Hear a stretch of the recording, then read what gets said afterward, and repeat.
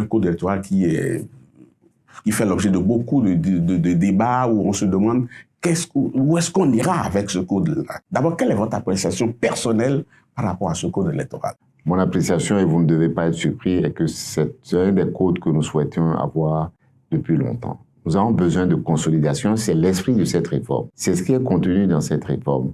Plus de petits partis.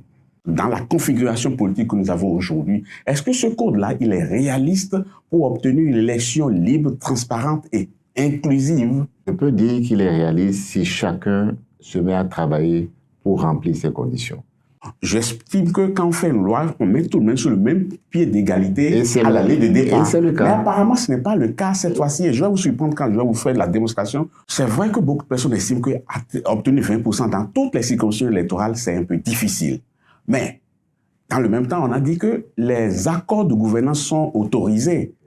En termes d'accords de gouvernance aujourd'hui, les partis de la mouvance présidentielle peuvent l'avoir facilement et parce qu'ils sont des députés, ils sont certaines choses. Mais quand vous prenez les autres partis de l'opposition, ils sont capables de s'apporter quelque chose en se mettant en accord de gouvernance. Bien sûr. Le LD peut se mettre avec le FCBE. Oui, le FCBE a combien de députés? Il ne s'agit pas seulement de... Non, répondez à ma question juste. Parce que vous enfermez la discussion dans un... C'est un exemple juste pour voir si nous savons...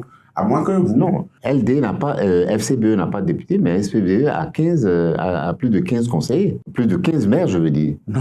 Plus de 15 communes. Non, ce que je voulais dire, c'est-à-dire qu'aujourd'hui, le BR et l'UPR peuvent se mettre ensemble en ayant 10% de part et d'autre, par exemple. Donc ça leur permet d'échapper à la règle de 20%. Maintenant, le FCBE et les démocrates, par exemple. Et d'autres partis, pourquoi vous limitez ça à ces deux personnes? Je dis ceux qui ont des élus, je veux dire, ceux qui ont des élus. Pourquoi vous limitez ça seulement aux partis qui ont des élus? Donc, vous dites, la question qui doit se poser, c'est avec qui, et moi je me pose cette question-là en tant que président du Bloc républicain, avec qui demain je fais cet accord qui me permet éventuellement de passer Donc vous êtes optimiste pour les prochaines élections à venir?